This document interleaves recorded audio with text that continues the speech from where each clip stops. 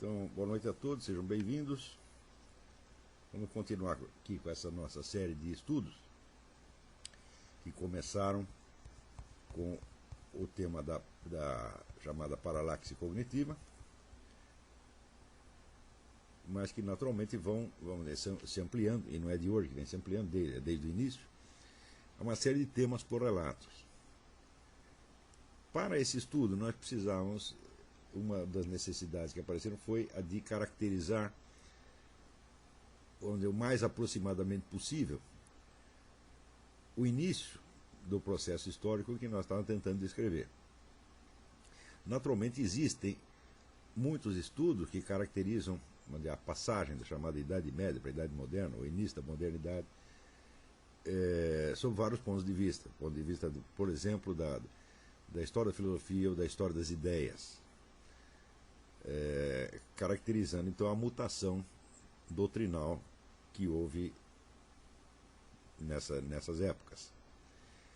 Porém, logo no início eu me vi defrontado com uma dificuldade que foi exatamente a mesma que apareceu para o Eric Voegelin quando ele estava trabalhando na história das ideias políticas. E a dificuldade é que, a rigor, não existe história das ideias. Você não pode supor que existe uma passagem direta de uma ideia para outra. Quer dizer, entre o momento em que o indivíduo denuncia uma ideia e que um outro reage a essa ideia, existe uma série de intermediações.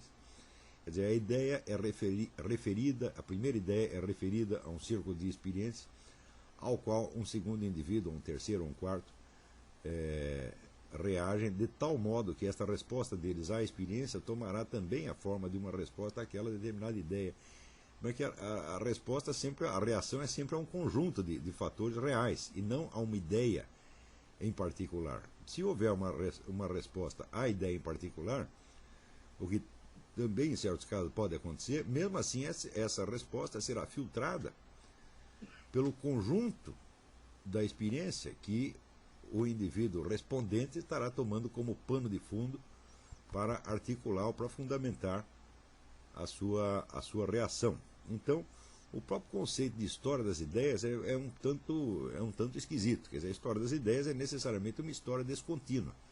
Uma história que é escandida, né, por abismos inteiros de experiências que não estão registradas no mundo das ideias, que não fazem parte do mundo das ideias, e que só estão refletidos nas ideias muito indiretamente, mas que são, na verdade, o fundo desde o qual emergem as ideias que vão parecer mais tarde, né, ser respostas umas às outras. No caso, o estudo da paralaxe cognitiva tinha muito a ver com os inícios do movimento revolucionário no Ocidente. Quer dizer, a mesma questão que levantava o problema da paralaxe cognitiva levantava também o das origens e da continuidade do movimento revolucionário. Que o movimento revolucionário tem uma continuidade, uma identidade própria, é algo que não precisa ser provado por mim, porque isso já é afirmado, vamos dizer, pelos próprios porta-vozes do movimento revolucionário. Desde que começa essa sucessão impressionante de mutações no panorama europeu, cada nova geração de pessoas envolvidas no movimento revolucionário se reporta aos seus antecessores. Quer dizer, eles têm a consciência de ser sucessores de algo que já vem sendo feito antes. Então, a cada geração existe, por um lado, vamos dizer, o reflexo das atitudes, das ações da geração anterior, ações e ideias da geração anterior. Por outro lado, existe uma reflexão crítica em relação a essa geração. E existe sempre uma mutação, o surgimento de uma nova perspectiva a partir da herança recebida e também da reflexão crítica exercida em cima desta herança. De modo que, aos poucos, se vai formando uma espécie de tradição revolucionária, a qual, entre os séculos XVIII e XIX já é perfeitamente autoconsciente. Quer dizer, cada revolucionário, não importando, pouco importante se ele é membro de uma corrente socialista, anarquista ou liberal, qualquer outra, está consciente de pertencer a uma tradição. Ele está continuando um movimento histórico iniciado séculos antes. É muito interessante quando você lê o livro do Dostoiévski, Os Demônios, você vê que aqueles revolucionários que ainda não são bolcheviques no sentido formal da coisa, alguns são socialistas, outros são anarquistas, eles continuamente se referem ao movimento revolucionário, em geral, só mediante a simples palavra o movimento. Tá certo? Então, o movimento era uma espécie, vamos dizer, de entidade móvel, né, cujas ações se reconheciam ao longo do tempo e que tinham um caráter unitário o suficiente para poder ser designado com um único substantivo, o movimento. Tá certo?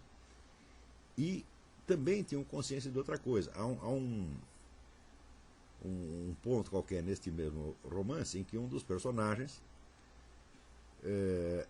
explica para o outro que o número de participantes do movimento vai muito além do número daqueles que são militantes ex-professo, isto é, que sabem que são militantes. Quer dizer, existe uma infinidade de colaboradores informais, uns mais conscientes, outros menos conscientes, tá certo? Formando uma rede daquilo que mais tarde se chamaria os companheiros de viagem, simpatizantes e no fim das contas, aqueles que Lenin chamava os idiotas úteis. Quer dizer, os idiotas úteis fazem parte integrante do movimento e cada decisão estratégica tomada aqui ou ali sempre leva em conta este imenso exército de reserva que colaborará com o movimento num sentido conhecido de antemão, mas sem que eles próprios tenham uma noção clara do que estão fazendo e de qual a sua participação. Quer dizer, a partir do século XIX, então já existe inclusive uma teorização do movimento por ele mesmo. Tá certo? A unidade do movimento revolucionário se torna objeto de teoria e de discussão.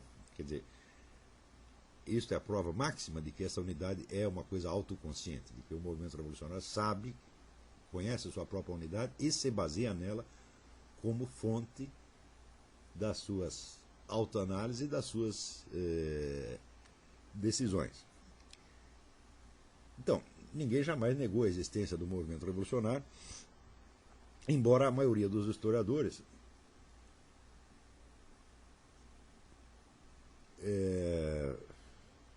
só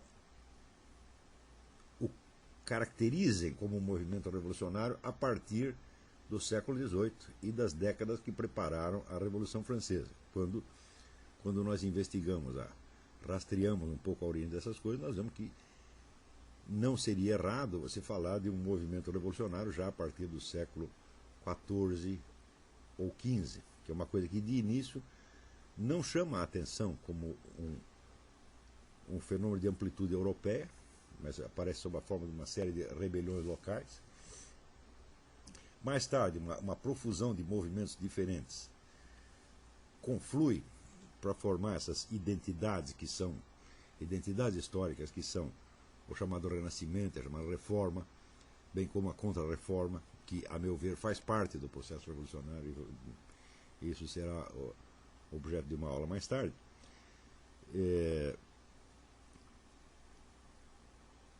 Mas a maior parte dos historiadores faz uma diferença ainda entre esses movimentos, tanto os movimentos, as rebeliões locais do século XIV, XV, XVI, quanto a Renascença e a Reforma, e a fase propriamente revolucionária. Mas hoje eu acho que já temos condição de perceber, vamos dizer, a unidade por baixo disso. Essa unidade não apareceu antes, porque o assunto sempre foi tratado, seja do ponto de vista da história político-social, ou da história da filosofia, ou da história das ideias, ou da história das religiões.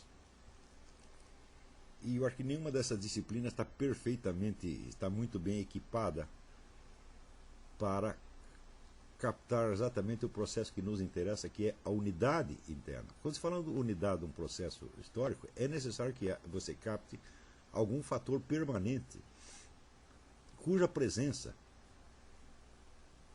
seja identificável ao longo de todo o processo. Quer dizer, algo tem de permanecer, algo que caracteriza a unidade desse processo. Ora, do ponto de vista da história das ideias, isso é impossível, porque esses últimos 4 ou 5 séculos veio uma profusão alucinante de doutrinas, escolas filosóficas, movimentos políticos, religiosos, etc, etc, etc. Você tentar, então, captar uma unidade do ponto de vista do conteúdo dessas ideias é absolutamente impossível.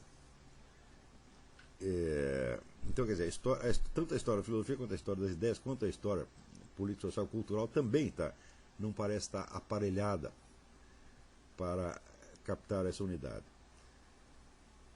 E foi através de uma sucessão de análises muito meticulosas de várias expressões do movimento revolucionário que eu fui, aos poucos, pegando, apreendendo os pontos constantes. E esses pontos constantes não pertencem à ordem do conteúdo das ideias, não pertencem às ideologias, não pertencem às filosofias, não pertencem às doutrinas, não pertencem às estratégias de ação.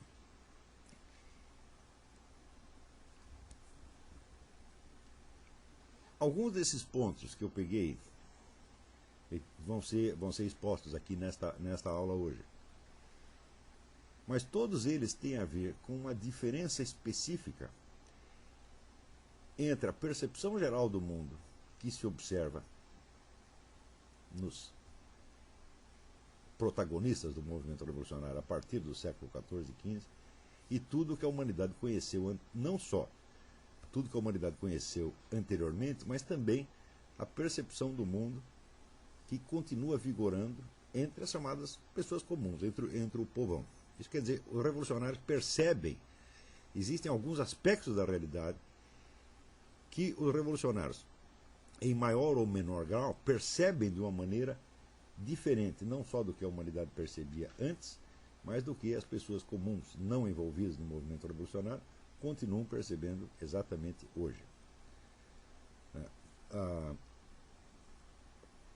O primeiro desses tópicos se refere à percepção de tempo.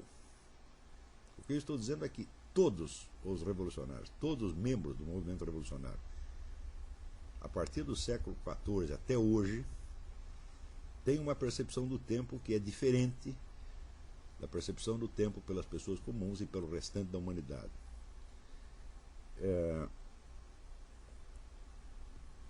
Normalmente, o ser humano percebe o tempo como um fluxo linear, no qual, vamos dizer, o passado liga a um futuro através, vamos dizer, de um presente cuja duração é mais ou menos indefinida. Quer dizer, nós não podemos medir o presente, mas nós podemos identificá-lo. Por exemplo, nós sabemos que esta aula é a nossa situação presente. É isso, quer dizer, quando falamos presente, não estamos falando de um instante atomístico, mas de uma situação, né, cuja unidade espaço-temporal é reconhecido como aquilo que está diante de você e no qual você está envolvido no momento. Então, vamos dizer, esse momento presente, ele não é um ponto atomístico, mas ele é uma certa fração. Tá certo? Esta fração está colocada, vamos dizer, entre duas extensões ilimitadas. A extensão ilimitada do passado, que remonta até a origem dos tempos, e a extensão indefinida do futuro, tá certo? Que, teoricamente, se prolonga até o fim dos tempos. O fim dos tempos é uma expressão que deve vir sempre entre aspas. Já vamos ver por quê. Então, o tempo aparece sob a forma, vamos dizer, de uma linha irreversível. Não é isso? Existem em todas as línguas expressões, vamos dizer, o fugit irreparabile tempus, quer dizer, o tempo foge irreparavelmente. Né? Existe Em português existe o verso do Machado de Assis, né? Que quanto da vida... Camões, que quanto da vida passa está recitando a morte, que a morte está recitando cada minuto que passa. Então, o minuto que passa não é recuperável, tá certo? Só é recuperável imaginariamente, mas ele terá que ser recuperado num outro momento futuro, e já não será a sua repetição, tá certo? Mas apenas esse passado se tornará, na medida que é recordado, ele se torna apenas um fragmento de um novo momento do tempo. Essa é mais ou menos a visão universal do tempo. É uma experiência que todos os seres humanos têm, tá certo? Não há nenhum ser humano que não saiba que aquilo que aconteceu não desacontece mais. Pode ser modificado no futuro, mas não pode ser revogado. Então, essa irreversibilidade, essa irreparabilidade do tempo faz parte da experiência universal do tempo. Ela é a própria experiência universal do tempo. Então, quando começam a surgir os primeiros movimentos revolucionários no Ocidente, eles surgem desde dentro do cristianismo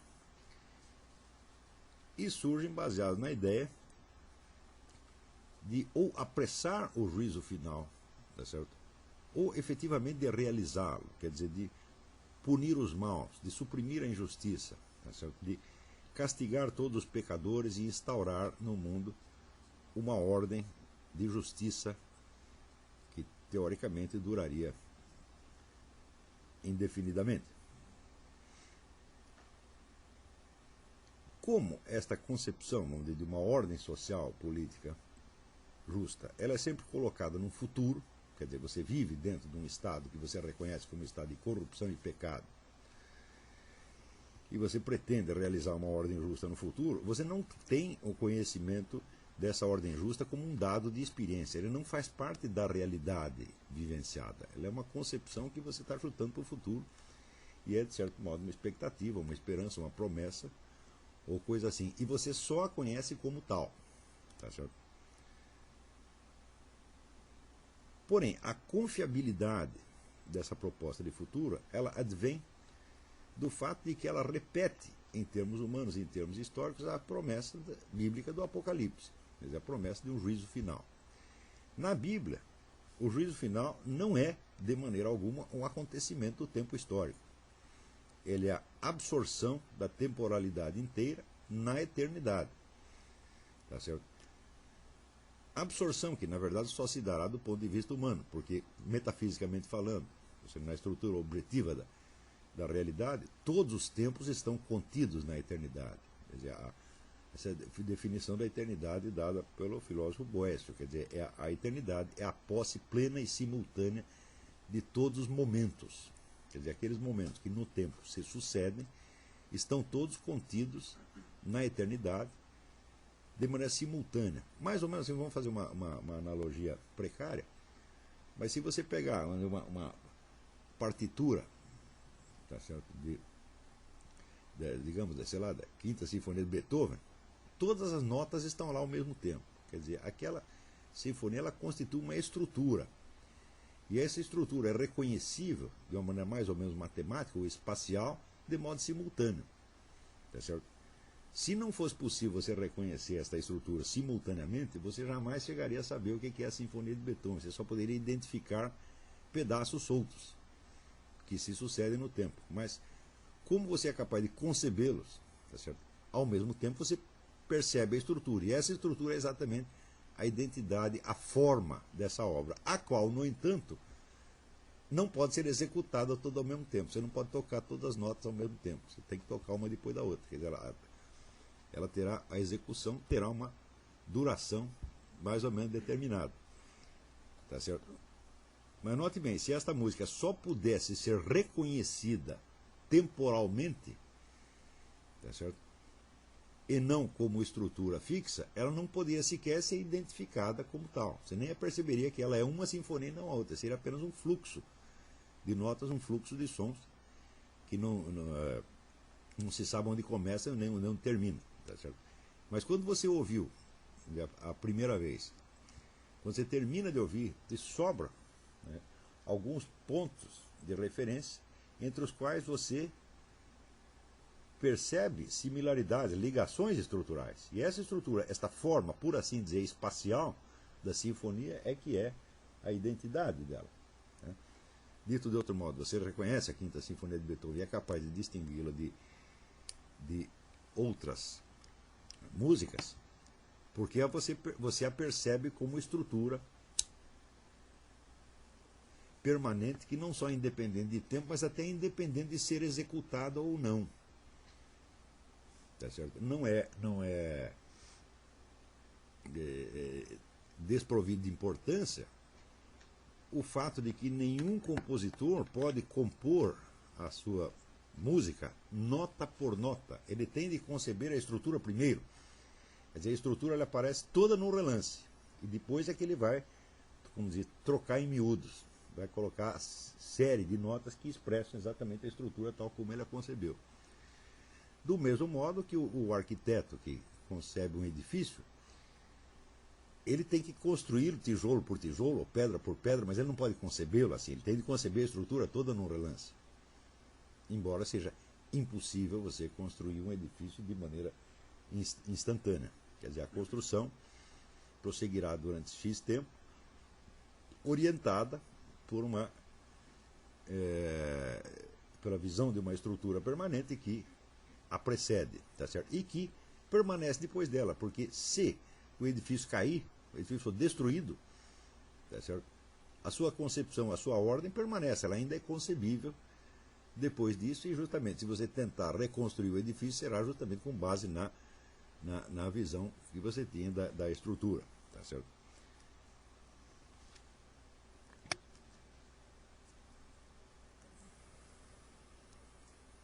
Então, a eternidade, como se identifica com a infinitude, ela abrange todos os momentos do tempo pelo simples fato de que ela é a estrutura permanente do conjunto das possibilidades. A eternidade não é nada mais do que a estrutura da possibilidade universal, considerada, então, é claro, na sua simultaneidade, embora a sucessão do acontecer só possa se realizar, vamos dizer, parte por parte, quer dizer, a presença de um momento exclui a presença do outro. Quer dizer, se você está vivendo um momento presente, isso quer dizer que os momentos passados e futuros estão excluídos. Tá certo? Mas eles estão excluídos só do momento presente, eles estão incluídos na estrutura geral do acontecer. Eu não sei se isso está ficando muito claro, esse negócio que eu estou...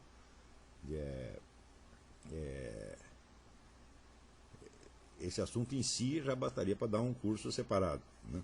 Mas, se vocês entendem a definição do Boécio de que a eternidade é a posse plena, é a presença plena de todos os momentos, também entendem que a eternidade é a estrutura do mundo total da possibilidade, quer dizer, todas as combinações possíveis e imagináveis daquilo que pode vir a acontecer. Então, do ponto de vista lógico e do ponto de vista metafísico, é claro que o tempo está incluído na eternidade.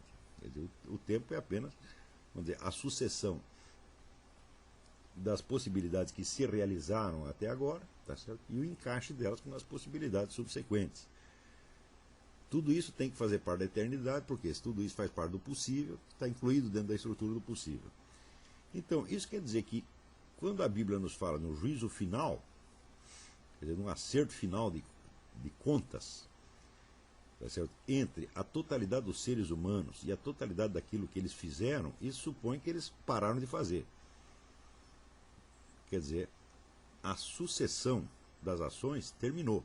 Não há mais ações. Então, o que existe? Existe a reabsorção do tempo na eternidade. Aquilo que sucedeu ao longo do tempo passa a ser encarado já não como mais um momento do tempo, não como uma sucessão, mas como uma estrutura simultânea que, portanto, pode ser vista como unidade e julgada. E por isso que chama o juízo final.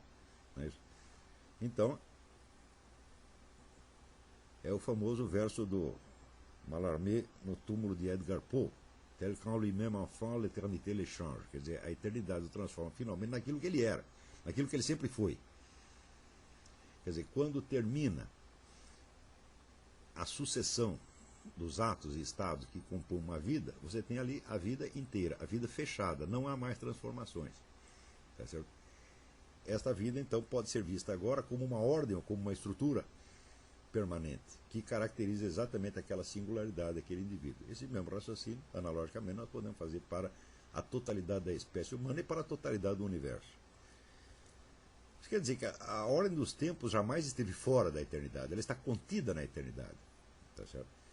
Ela não passa, vamos dizer, de uma modalidade de manifestação das possibilidades que estão contidas na eternidade.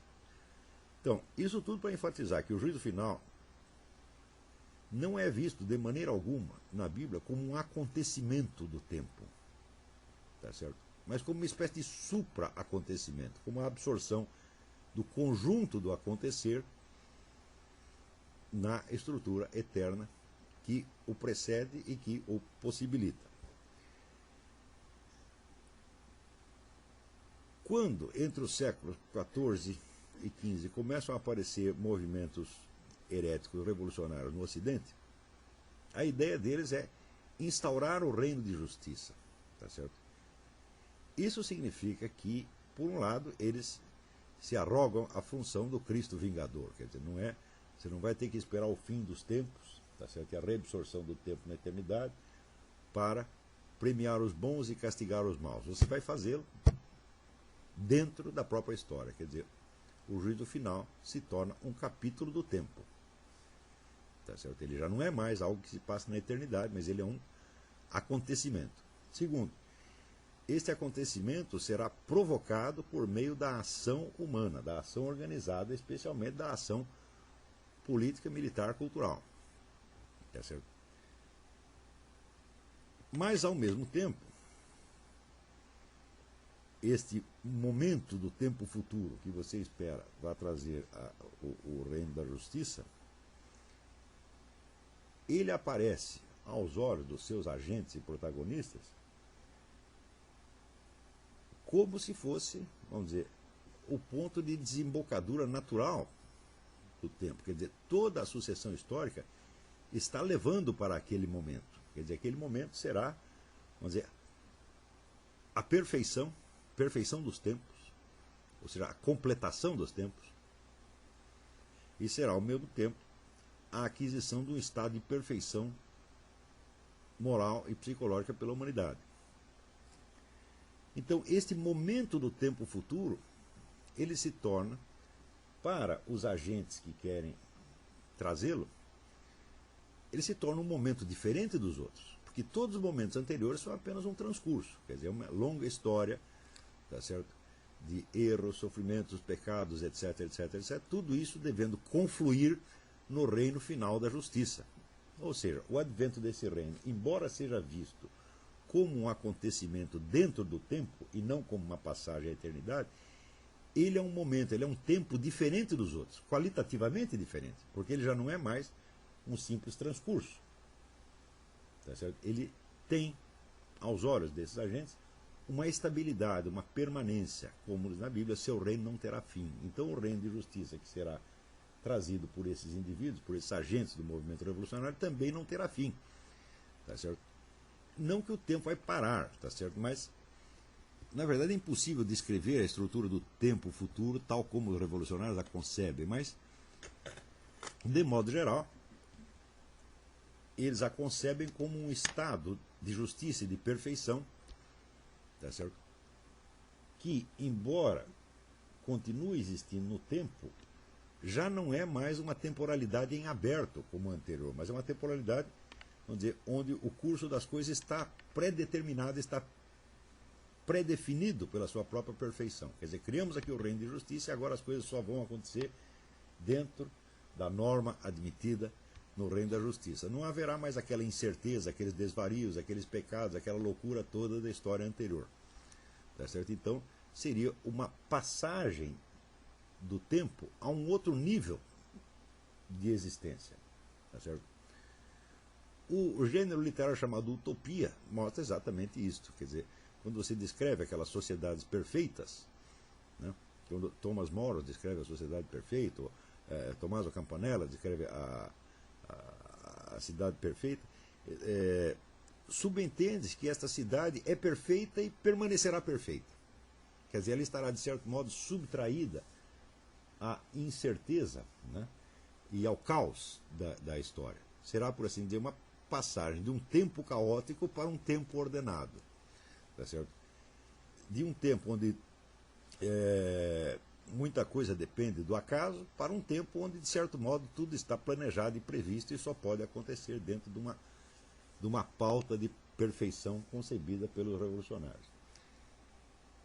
Note bem, este momento futuro, esta cidade perfeita, a sociedade perfeita, não é conhecida como um dado de experiência. Ninguém jamais esteve lá, nem os próprios revolucionários jamais estiveram lá. Mas eles a concebem como o resultado final da história e atribuem a essa ideia a mesma certeza que a Bíblia atribui ao Apocalipse, ao juízo final.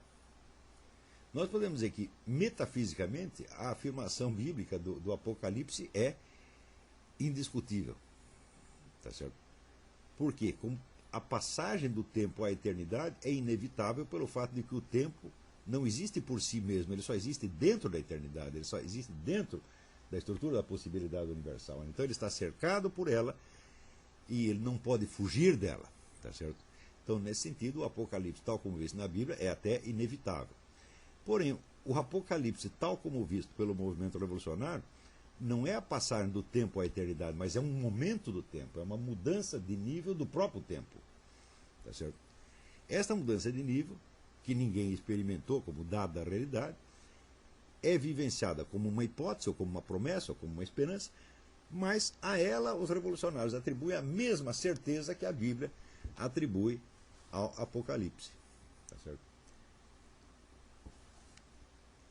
Então, isto quer dizer que se a história humana, se o conjunto do acontecer humano, está se dirigindo para um instante privilegiado, no qual vai emergir uma nova sociedade perfeita, tá certo? Na qual, portanto, todos os dramas humanos, esses sofrimentos humanos estarão superados e haverá então uma estabilização da ordem humana. Se tudo converge para este final, ora, é este final que, sendo o objetivo da história humana, é também o fundamento da explicação dela.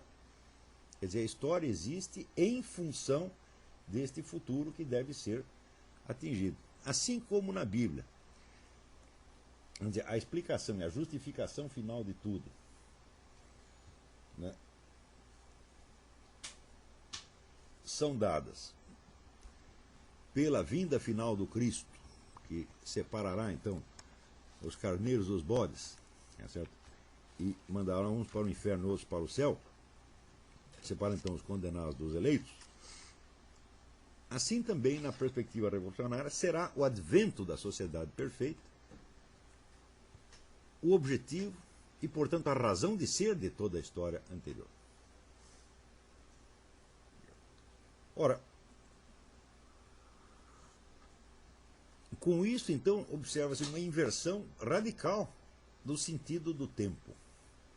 Porque o restante da humanidade, e a quase totalidade das pessoas ainda hoje, pessoas que não estão, vamos dizer, totalmente envolvidas pelo processo revolucionário, nessa vivência, que vamos dizer, normal e tradicional do tempo, nós sabemos que o passado já não pode ser alterado. Quer dizer, sob este aspecto, né, o passado é a única certeza. Por mais difícil que seja de conhecê-lo, você sabe que você não vai remexer nele mais. Ao passo que o futuro é precisamente aquilo que não está determinado, aquilo que é contingente. Contingente, em lógica, quer dizer aquilo que pode ser ou pode não ser. Tá certo? Então, mesmo o futuro breve. Quer dizer, aí, nessa sala, por exemplo, tem várias pessoas ouvindo esta aula, e também pela internet, algumas acompanhando, aqui também nessa sala tem algumas acompanhando. Quais dessas pessoas vão entender a minha explicação e quais não vão? Eu não tenho a menor ideia disto. É isso. Pode ser que um sujeito que acompanhou tudo até um certo ponto, daí ele perde o fio da meada e não entende mais nada. E pode ser que o outro que está dormindo acorda e tem uma sacação e percebe tudo. Ou seja, eu não sou capaz de prever. Eu conseguirei dar o resto desta minha aula, vamos dizer, de maneira clara e ordenada, como pretendo eu ter dado até esse momento? Eu não sei. Pode ser que eu me confunda daqui a pouco, que eu esqueça tudo, apaga tudo, não sei mais o que ia dizer. Afinal de contas, eu estou velho, tenho direito à minha cota de Alzheimer, essa coisa toda. Então, tudo pode acontecer. Tá certo? Daqui 2 minutos, 3 minutos, 4 minutos, quanto mais, vamos dizer, alguns séculos ou milênios. Então, o passado é irreversível e o futuro é contingente. Tá certo? E o presente é uma certeza, mas é uma certeza móvel, que está continuamente desaparecendo diante de nós. Essa é a experiência normal do tempo. Normal, tradicional e universal do tempo. Para o revolucionário, ao contrário, o que é certo é o futuro. Esta é a única, é a certeza que o move. Agora, o sentido de tudo o que aconteceu e de tudo o que está acontecendo passa a depender desse futuro. Por exemplo, acontecimentos que apressaram, ou facilitaram, ou favoreceram o advento das transformações esperadas tem um sentido. E aquilo que atrapalha, atrasa ou impossibilita o desenvolvimento do processo tem outro sentido. Como é que nós vamos saber de antemão se tais ou quais coisas favoreceram ou desfavoreceram o advento da sociedade perfeita? Se a sociedade perfeita, na verdade, é apenas uma hipótese. Nós não sabemos, mas logo em seguida, conforme os movimentos do grupo revolucionário tenham sido facilitados ou dificultados por aquilo, aquele acontecimento então adquirirá retroativamente um sentido X ou Y em função do papel que se imagina que ele tem na produção deste futuro esperado. Tá certo? Portanto, a única certeza passa a ser o futuro, o advento do reino de justiça. E esta passa a ser, vamos dizer, portanto, a premissa, o critério fundamental de julgamento de tudo que se passou anteriormente. Isso quer dizer que o sentido dos acontecimentos passados se torna completamente móvel. Conforme o avanço do processo revolucionário, acontecimentos que foram julgados negativos podem se tornar positivos e vice-versa. Tá certo? Quer dizer, o sentido daquilo que aconteceu se torna móvel, porque a cada momento o avanço do processo revolucionário lhe confere novos e novos e novos significados. Estão compreendendo? Então eu vou lhes dar um exemplo característico. Quando Dostoiévski escreveu Crime e Castigo, Os Demônios, etc., etc., o objetivo dele era bastante claro. Era denunciar, nos termos mais veementes possíveis, a malignidade intrínseca do movimento revolucionário. Dostoiévski, após um breve namoro com o movimento revolucionário na juventude, ele participa lá do movimento político, é preso e na cadeia onde ele está só se permite que leia a Bíblia. Ele leu a Bíblia inteira e se converteu ao cristianismo.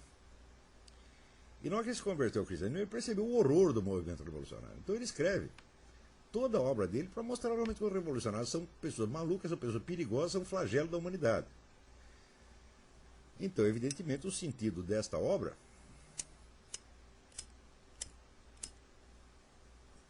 o sentido imediato desta obra se opõe da maneira mais flagrante à dos outros escritores que tinham uma visão futurista, revolucionária ou modernizante. Como, por exemplo, Ivan Turgenev. Turgenev era um sujeito que sonhava em libertar a Rússia das suas antigas tradições religiosas, etc., e modernizar a Rússia, fazer da Rússia uma espécie de França. Tá certo? Então, é uma perspectiva exatamente inversa à de Dostoiévski. Do mesmo modo, Leon Tolstói, que tinha sempre a visão, vamos dizer, de uma utopia futura, quer dizer, era um revolucionário nesse sentido. Né? Então Dostoiévski seria o anti-Turgenev ou anti-Tolstói. Acontece que no século XX teve um estudioso comunista, Georgi Lukács, um húngaro, filósofo húngaro, que, examinando a obra de Dostoiévski, estabelece ali uma série de interpretações que fazem, então, do universo de Dostoiévski uma análise crítica do capitalismo do seu tempo. Então, o que ele faz? Ele infunde um sentido revolucionário comunista na obra do próprio Dostoiévski. Tá certo? Isso quer dizer que Dostoiévski, que era um inimigo do movimento revolucionário, já pode ser lido como se fosse um amigo ou um aliado. Tá certo? Isto fez com que os autores marxistas, tinha muitos escritores, pensadores marxistas, que liam Dostoiévski não conseguiam deixar de apreciar a beleza e a profundidade daquilo, ainda que aquilo fosse contra as suas convicções. A partir desse momento, então, eles se encontraram mais aliviados, quer dizer, eles já estavam autorizados pela ideologia revolucionária a admirar o Dostoiévski, tá certo? Mais ou menos a mesma coisa que Karl Marx, Lukács fez com Dostoiévski, mais ou menos a mesma coisa que Karl Marx tinha feito com Balzac. Balzac também era outro conservador, reacionário, mas Karl Marx dá lá uma maquiada na interpretação de Balzac e mostra que a visão que Balzac tem do capitalismo coincide com a dele. Na verdade, ao contrário, foi ele que copiou de Balzac, né? Só que Balzac dava um sentido conservador às suas análises e Karl Marx faz a mesma coisa, dando um sentido revolucionário. Então, Karl Marx também faz uma maquiagem ali no Balzac, de modo que o Balzac, em vez de ser um adversário do movimento revolucionário, se torna um dos seus aliados ou companheiros de viagem, sem ter a menor ideia de que isso está acontecendo. Então, isso mostra que conforme o papel que a cada momento se atribui a cada acontecimento do passado na produção da suposta sociedade futura, modifica então o sentido que se dá a esse acontecimento passado e a visão que se tem dele. Tá certo? Então, a ordem natural do tempo que vai, vamos dizer, do passado consolidado e imutável para o futuro contingente se inverte. É o futuro que é dado como líquido e certo, porque ele é a finalidade da história, ele é o objetivo da história, ele é que passa a articular toda a história. Tá certo? Então, nós podemos entender o futuro em função do que aconteceu no passado, dentro de um raciocínio de causa e efeito, na qual incluímos, vamos dizer, mesmo os nossos planos de futuro,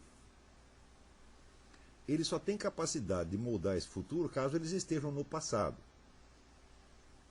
Quer dizer, os seus planos têm uma história também. E essa história já vem se desenrolando há algum tempo. E é por isso mesmo que esses planos podem exercer alguma ação no futuro. Quer dizer, um plano que fosse apenas vamos dizer, um relance, né, uma percepção instantânea, que depois desaparecesse para sempre, não exerceria função alguma. Você teve aquela ideia, aquela sacação e esqueceu em seguida. Aquilo desapareceu. Então, mesmo os planos de futuro, para eles poderem exercer alguma influência no futuro, eles têm que já estar, eles têm que ter um passado já. Por isso, eu digo isso para enfatizar como a noção normal do tempo é de encarar o futuro em função do passado. Mesmo porque os seus planos de futuro fazem parte do seu presente e já tem atrás deles um passado. Quer dizer, se você tem um projeto, você sabe quando você teve esse projeto, há quanto tempo você o está alimentando, tá certo? Mas você não sabe se vai conseguir realizá-lo ou não no futuro, porque o futuro é contingente. Contingente é aquilo que pode ser ou pode não ser. Mas mesmo a história do seu plano, tá certo? Como ela já transcorreu, ela já é imutável. Porque se você teve uma ideia quando você tinha 15 anos de idade, você não pode mudar isso. Você não pode fazer com que essa ideia tenha aparecido aos 7, ou aos 5, ou aos 93. Você teve a ideia naquele dia e não pode dester essa ideia. Você não pode anular aquele passado. Ou seja, mesmo os planos de futuro têm a sua história passada e essa história não é mutável. ela pode ser esquecida, ela pode ser distorcida, tá certo? E ela pode, até certo ponto, ser reinterpretada conforme você vai amadurecendo, tá certo? Mas isso não vai mudá-la substancialmente. Agora, na perspectiva revolucionária, todo o passado está se encaminhando a um futuro hipotético. Aí tem uma pergunta aqui.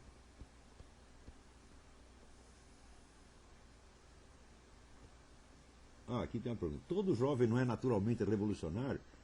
Esse senso comum está errado? Quando ficamos mais velhos, não nos tornamos mais conservadores? Assim, a mentalidade revolucionária não seria um fenômeno nascido a partir do século XIV, mas inerente ao ser humano em qualquer época histórica? Bom, a pergunta já contém a sua própria resposta. Se o movimento revolucionário tem uma origem datável, quer dizer que ele não é um dado permanente, tá, na história humana. Tá certo? E, se ele fosse um dado permanente, a própria concepção do passado irreversível e do futuro contingente nunca teria existido, porque o passado é que seria contingente e o futuro é que seria, por assim dizer, irreversível. Porque essa é uma ideia que só aparece numa dada civilização, que é a civilização europeia, a partir de um certo momento. Tá certo? Em segundo lugar,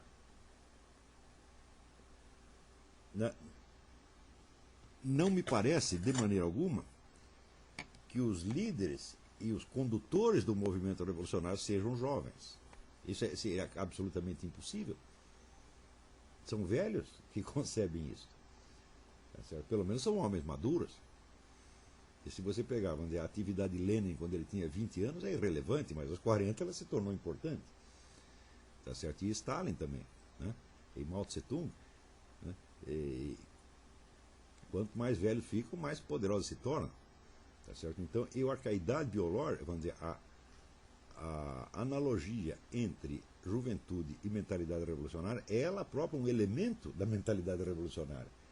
Ela é um dado do discurso revolucionário, é uma falsa analogia biológica. Tá certo? Se as massas de militantes revolucionários são colhidas principalmente entre os jovens, tá certo? É justamente porque os velhos precisam deles. Eles não podem agir por si mesmos, eles precisam de uma massa de manobra e, evidentemente, os jovens, pela sua própria inexperiência em cultura, são os mais fáceis de você ludibriar e manipular, mas os jovens não são o fator ativo do processo. Eles são apenas um instrumento, sempre são um instrumento. Tá certo?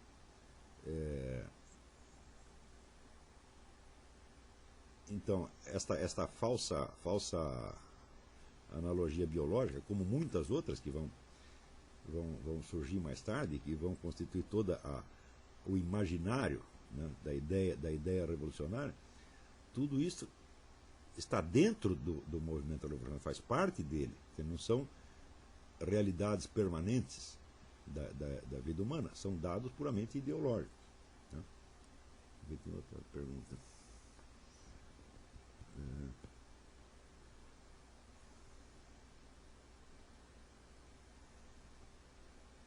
Eu faço uma pergunta que sentido contrário da anterior. Num blog talk recente, você comentou sobre uma pesquisa publicada pelo Washington Post, no qual se comprovou que o ser humano prefere a segurança do senso comum, mesmo quando é mentiroso, do que o confronto com a verdade. Tomando isso como verdadeiro, não seria um contrassenso haver um movimento revolucionário desde o século XIV? Como explicar essa contradição, esse fenômeno revolucionário da constatação científica citada? Note bem, o que o movimento revolucionário faz é essencialmente tentar modificar o senso comum. Quer dizer, aquele estado de espírito que é compartilhado por revolucionários é transmitido ao conjunto da sociedade através dos meios culturais. Tá certo? E, naturalmente, à medida que ele vai conquistando círculos cada vez maiores de participantes conscientes ou inconscientes, ele mesmo se torna o senso comum. Quer dizer, o senso comum de hoje em dia, como se vê pela própria pergunta anterior, ele é fortemente determinado pelas ideologias revolucionárias.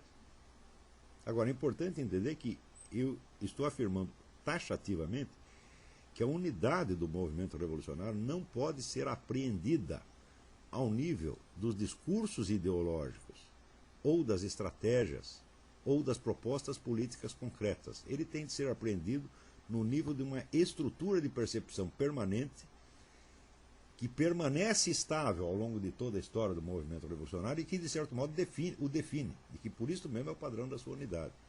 Então, essa estrutura ela é marcada por uma série de diferenças específicas. A primeira diferença é esta mutação na percepção do tempo. Então você vai ver que a tendência de explicar o passado em função de um futuro hipotético dado como certeza ou como premissa, que entre o século XIV e XV é uma novidade absoluta, tá certo? Começa a se tornar uma coisa cada vez mais comum.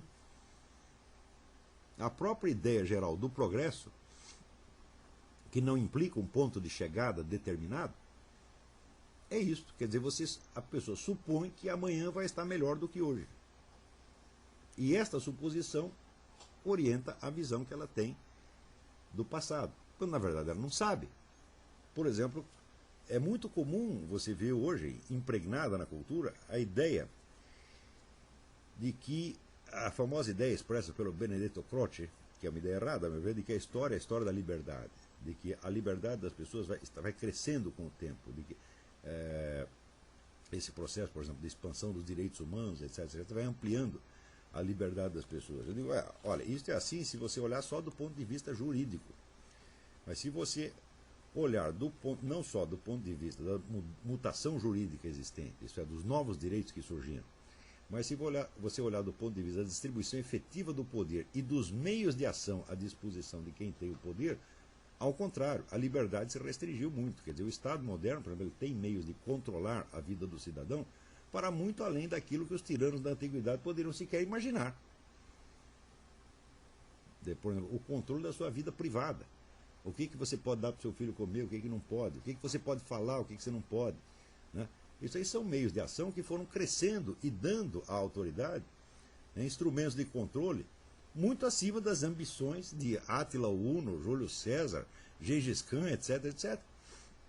Então, nesse sentido, a história é a história da tirania e não a história da liberdade. Não é isso? Então, a ideia da história como história da liberdade é baseada na ideia de um futuro hipotético, futuro de tipo liberal, como concebia Croce, tá certo? Que terá, então, que sendo o objetivo da história, é ao mesmo tempo o fundamento de toda a sua explicação. Ora, à luz de um exame objetivo da estrutura do tempo, o que nós sabemos é que nós não sabemos qual é o futuro. Ora, em primeiríssimo lugar, por um motivo muito simples. Eu não posso saber qual é o sentido, o objetivo da história, porque eu não sei quando a história vai terminar. Eu posso saber qual é o sentido final de uma tragédia de Shakespeare, porque tem um último ato. E nesse último ato tem uma resolução. Não é isso? E você sabe mais ou menos qual é a duração da peça. Agora, a história humana, quem sabe como vai terminar? Quando vai terminar? Ninguém sabe quando vai terminar. E se você não sabe quando será o fim, não tem sentido você querer distinguir o que foi meio e o que foi objetivo. Tudo aquilo que é tido como objetivo de um certo movimento histórico se torna meio para o movimento histórico seguinte. Está entendendo? Então, não há, por assim dizer, começo, meio e fim. O fim é uma mera hipótese e você não sabe quando ele vem. Portanto, você não sabe se o que acontece no mês que vem será o fim da história ou será mais um capítulo da história. De uma história que terá, então, um outro fim mais adiante. O qual fim, quando chegar, também talvez não seja fim, e seja mais uma continuação. Então, a ideia de uma estrutura do tempo voltada à consecução de um objetivo pré-determinado é uma noção falseada na base. Nós sabemos apenas que a história continua. Este é um dado permanente da condição humana. Você estar vivendo uma história que você não sabe quando termina. Você não sabe nem quando termina a sua vida pessoal. Quanto mais a vida da espécie humana. A estrutura do tempo é, quando voltado para o futuro, uma estrutura em aberto, não é uma estrutura fechada. E se está em aberto, não pode haver um sentido da história.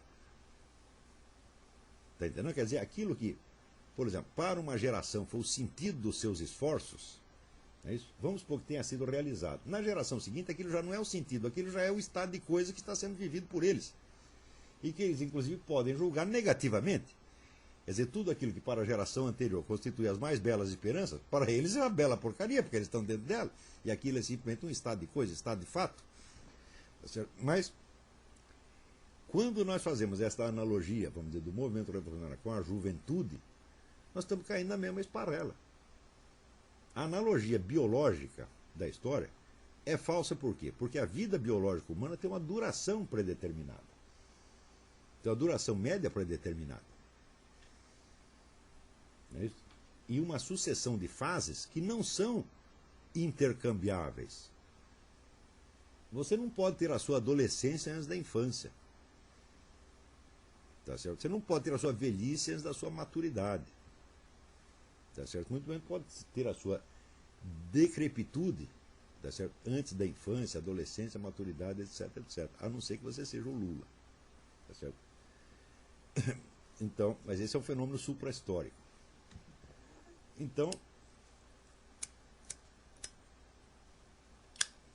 isso quer dizer que nós podemos encarar a vida humana como um desenvolvimento em direção a uma certa realização que deveria ser conquistada assim, entre a maturidade e a velhice, tá certo?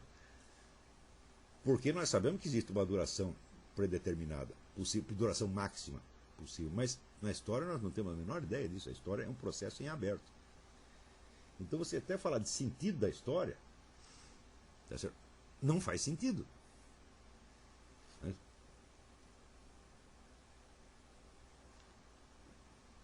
Muito bem, então esta inversão do sentido do tempo é a primeira característica estrutural do movimento revolucionário. Esta inversão está presente desde aqueles movimentos messiânicos do século XIV, XV, XVI, até o Fórum Social Mundial. Esse é um dado permanente do movimento revolucionário. Quer dizer, com isso ele se distingue de tudo que aconteceu antes. Tá certo? Uma segunda inversão, tá certo? É a inversão moral. Por quê? Supõe-se que este futuro a ser realizado represente a justiça e o bem. Tá certo? Porém, ele não pode ser realizado por meio da justiça e do bem. Ele tem de ser realizado por meios político-militares usuais, ou seja, através do emprego de todos os meios violentos, cruéis e malignos necessários. Quer dizer, ninguém pode esperar realizar, vamos dizer, uma sociedade utópica passando a mão na cabeça de seus adversários e perdoando-os por seus pecados. Por exemplo, se os comunistas se lembrarem de que os capitalistas, né, são seus irmãos em Cristo e começarem a passar a mão na cabeça deles, tá certo? Eles não vão acabar com o capitalismo. Se você começa a perdoar os capitalistas, acabou o socialismo. Então, é necessário puni-los. E para puni-los é necessário matá-los, porque se você pune uma vez só, eles reincidem. Então é preciso acabar com eles. Então, a ideia de realizar o bem futuro, tá certo? A partir de uma imersão profunda no mal, que levado a um extremo transfigurará a situação e se transformará em bem no futuro, é uma ideia também inerente à estrutura do movimento revolucionário. Só que isso acaba tendo consequências muito mais profundas do que se imaginava à primeira vista. Por quê? O bem que se imagina no futuro é definido segundo um critério moral herdado das tradições religiosas, do cristianismo. Então, vamos dizer, seria um mundo em que os 10 mandamentos se tornassem, vamos dizer, prática usual. Quer dizer, ninguém rouba, ninguém toma a mulher do próximo, tá certo? Ninguém faz falso testemunho, ninguém explora os órfãos e as viúvas, etc, etc. Quer dizer, este mundo de justiça, suposto mundo de justiça futuro, é concebido segundo uma pauta bíblica. Tá certo? Ou seja, a sociedade perfeita ela existe para realizar aquele ideal de justiça, de amor ao próximo, etc., que está na Bíblia. Tá certo? Porém, ele não vai ser realizado através desses meios, ele vai ser realizado através da guerra, da violência, da crueldade, da ditadura, etc, etc, etc. Então acontece que a humanidade fica aí dividida em duas pessoas. As pessoas, os habitantes do futuro, que viverão num mundo de justiça, amor, caridade, etc, etc, e que praticarão usualmente essas virtudes porque elas estarão disseminadas no meio social. Todo mundo vai ser bom. Não é isso? E as pessoas que no presente, vivendo dentro do mundo ainda corrompido e maligno, estão lutando para criar o mundo futuro. Essas pessoas são os revolucionários. Tá certo?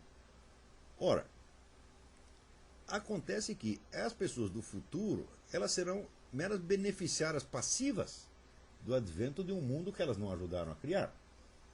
Esse futuro será obra dos revolucionários. Então, os revolucionários, naturalmente, os revolucionários de todas as gerações sempre se consideraram melhores do que os outros seres humanos.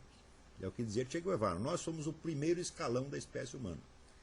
Quer dizer, dentro da literatura revolucionária existe uma imensa bibliografia de autoglorificação do revolucionário como um tipo superior. E, particularmente, Che Guevara escreveu páginas eloquentes, né, de autoglorificação, no fim das contas. Né?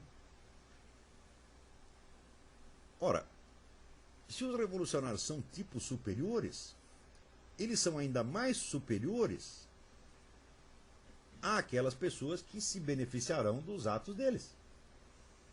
Ou seja, o revolucionário é aquele que sacrifica a si e aos outros para criar um mundo melhor. Ele faz isso através da crueldade, da violência, do roubo, da mentira e do que for necessário. Tá certo? No futuro, ninguém mais será obrigado a fazer nada disso, porque todo mundo viverá numa sociedade justa e todos serão bons. Mas se o revolucionário, que é o tipo superior, então significa o seguinte: que o mal, o pecado, o crime, a violência, a mentira que ele comete hoje são moralmente superiores às virtudes gerais dos habitantes do futuro. Eles serão meros beneficiários passivos. Ora, mas se a perfeição humana já está realizada superiormente no revolucionário, isso quer dizer que os membros da sociedade futura serão apenas uma decadência moral em relação a eles. Né? Suponha, por exemplo, um exemplo que eu dei num artigo esta semana.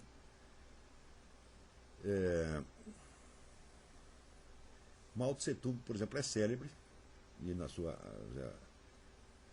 biografia escrita pelo seu médico pessoal e recentemente por uma jornalista chinesa, confirma isso aí, ele estuprou uma infinidade de moças camponesas. Tá certo? E ao mesmo tempo, é claro, ele estava muito revoltado contra os senhores de terra que abusavam das suas, né, das camponesas.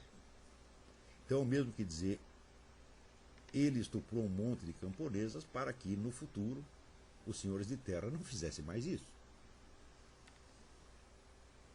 Ele, que era chamado o grande timoneiro, era o sujeito que ia levar a China, vamos dizer, a uma nova ordem agrária, justa e paradisíaca. Tá certo? Mas, para isso, ele estuprou lá um monte de mulheres camponesas, ele fez uma guerra do ópio voltada contra o seu próprio povo, viciando províncias inteiras para poder vender ópio e ganhar dinheiro, fazer a revolução. Né? E, no fim das contas, matou 60 milhões de chineses. E o sujeito, porque fez isso, ele é moralmente superior àqueles que não farão nada disso no futuro, porque viveram numa sociedade justa. Isso quer dizer que a moral revolucionária ela é invertida na sua base. Ela coloca o mal no topo, desde que é praticado pelo revolucionário. E todas as virtudes, seja das pessoas presentes ou do futuro, estão colocadas abaixo do mal e do pecado quando praticado pelo revolucionário. É curioso, por exemplo, que houve um estudo que foi feito pelo Paul Johnson, num livro chamado Intellectuals, tem uma tradução brasileira, Os Intelectuais, publicado pela editora Imago, em que ele pega, vamos dizer, a vida dos mentores do mundo moderno, os gurus do mundo moderno, e pergunta assim, quem são essas pessoas? Né? Qual é, vamos dizer, a autoridade moral com que eles se apresentam como guias da humanidade? E acaba vendo lá que havia lá uma multidão de estupradores, pedófilos, ladrões, vigaristas, assassinos, e assim por diante. Quer dizer, é uma história horrível, simplesmente horrível. Né? Quer dizer, você não tem, vamos dizer, uma pessoa que fosse, não digo boa, mas que fosse pelo menos normal e medíocre, no sentido de moralmente medíocre. Não, eram todos excepcionalmente maus. Maus, mentirosos, falsos, tá certo? Não dessas pequenas falsidades que todos nós fazemos no dia a dia, esses pequenos pecadinhos, mas coisas assim verdadeiramente notáveis. Como, por exemplo, todos nós sabemos que Karl Marx teve um filho com a empregada. Bom, isso aí pode acontecer a qualquer um. Tá certo? O sujeito lá num momento de fraqueza foi lá, traçou a empregada. Só que Karl Marx teve uma diferença. Ele jamais aceitou tratar humanamente o filho que ele gerou na empregada. Ele nunca aceitou esse filho à sua mesa da família. O filho comia no porão. Nem entrava, ele nem via. Não podia conviver com os seus irmãos. Tá certo? Quer dizer, tratou o sujeito como um cachorro. Então isso significa o seguinte: um pouco de hipocrisia todo ser humano pode ter, mas esta, vamos dizer, esta duplicidade contínua, tá certo, que condena a uma vida inumana o seu próprio filho só para manter uma imagem, isso aí já é um grau superior de maldade. E nota-se que essa empregada, ainda assim, continuou fiel à família Marx até o fim. Ela foi excepcionalmente boa para a família. Tá certo? E, em resultado, ela só obteve este tratamento inumano dado ao filho que ela havia gerado, que o patrão havia gerado nela. E assim por diante. Ora, quando saiu esse livro, inevitavelmente a resposta de muita gente foi: não, você não pode julgar as ideias das pessoas, tá certo, pela sua vida. Ou seja, o que Paul Johnson está fazendo é o que chamam um ataque ad hominem. Você, em vez de atacar as ideias, você está atacando o homem que as enunciou. Bom, se você considerar do ponto de vista puramente lógico formal, esta crítica está certa. Mas acontece o seguinte: acontece que o revolucionário como tal, ele não atua só no mundo das ideias. A revolução não é uma ideia, a revolução é um processo real. É um processo real de mutação da conduta. Então, a conduta do revolucionário é muito mais importante do que suas ideias. Não é isso? Mesmo porque esta conduta é uma interpretação que ele dá às suas ideias. Note bem, como explicaríamos, então, o fato de que Karl Marx, que escreveu páginas tão candentes contra os capitalistas que abusavam sexualmente das suas empregadinhas, não só fizesse ele exatamente a mesma coisa, mas fizesse um pouco pior.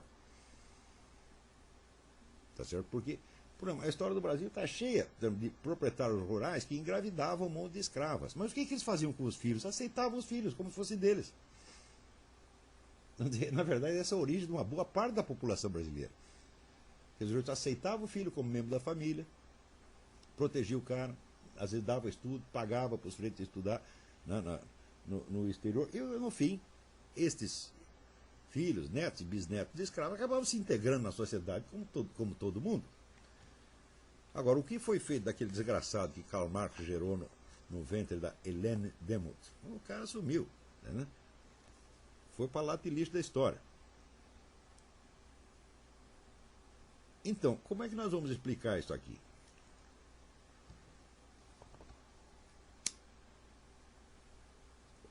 Ou nós entendemos, quer dizer, esta ação de Karl Marx como uma expressão do seu modo de ser revolucionário, ou entendemos como uma contradição existente na própria personalidade de Karl Marx. Então dividiremos Karl Marx em dois. Existe de um lado Karl Marx, o teórico da revolução, e do outro lado Karl Marx, o patrão da Helene Demuth.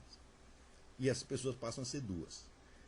Enquanto patrão da Helene Demuth, Karl Marx ainda era um membro e herdeiro da burguesia, portanto ele participava da tara congênita da burguesia.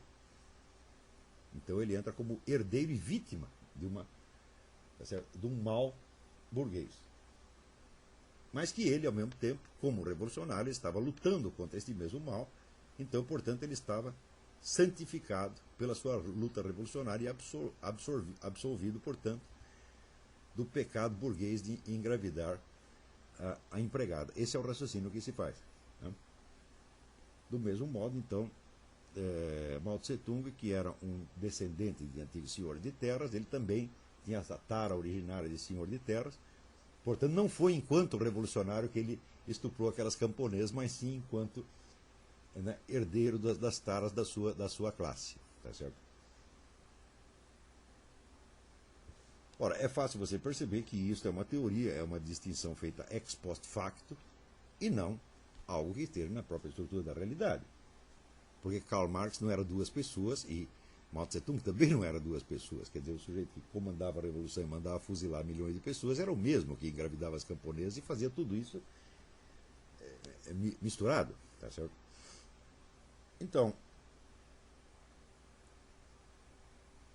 a inversão moral revolucionária, ela chega ao ponto em que eu acho que uma das suas expressões mais puras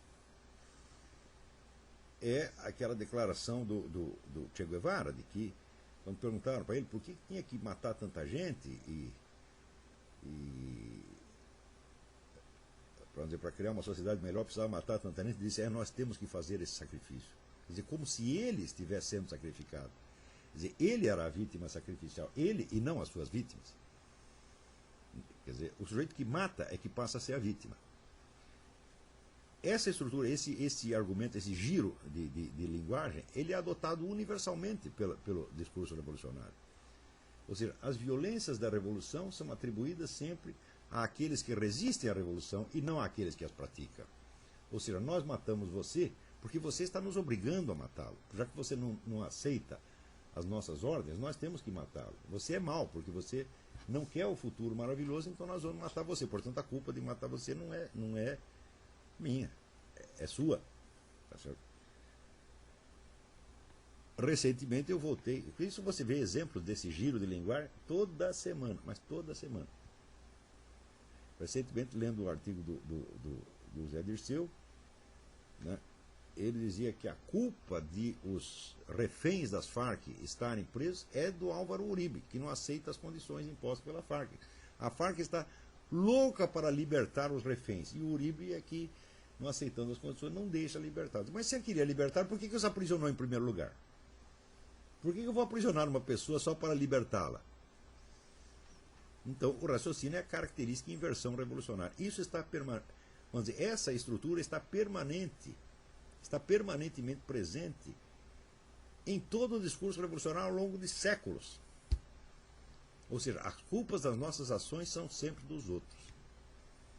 E nós, quando matamos, quando trapaceamos, quando mentimos, etc., somos pessoas superiores. Somos o primeiro escalão da espécie humana. Portanto, somos também superiores àqueles que serão beneficiários do futuro e que poderão viver uma vida de virtude graças aos nossos pecados. Tá certo? Automaticamente, junto com esta inversão, existe a inversão também da lógica entre verdade e erro, verdade e falsidade.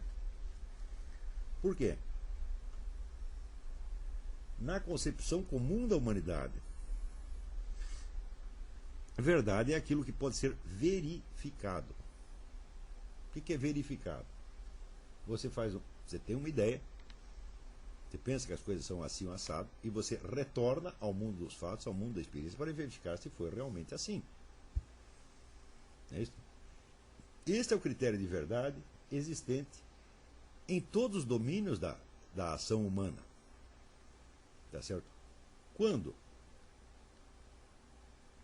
o paralítico pede a Jesus Cristo, olha, eu não posso me curar, mas você pode, porque você é o Filho de Deus, então você me cura. Qual é o teste da veracidade da missão de Jesus Cristo? É que o paralítico saiu andando. Se o paralítico não saísse andando, ele não ia continuar acreditando que Jesus Cristo tem o poder de curá-lo. Ou seja, do mesmo modo, quando você compra um remédio para resfriado na farmácia da esquina, qual é o teste das pretensões do remédio? É se ele cura efetivamente o resfriado. Ou seja, seja no domínio técnico-científico ou no domínio do miraculoso, o teste da verdade é o retorno ao mundo da experiência que diz sim ou diz não àquilo que você pensava. Porém, na perspectiva revolucionária, a verdade não está no mundo da experiência, porque o sentido da experiência é mutável a cada momento. Aquilo que aconteceu agora pode adquirir um novo sentido completamente diferente conforme o desenrolar do movimento revolucionário no dia seguinte.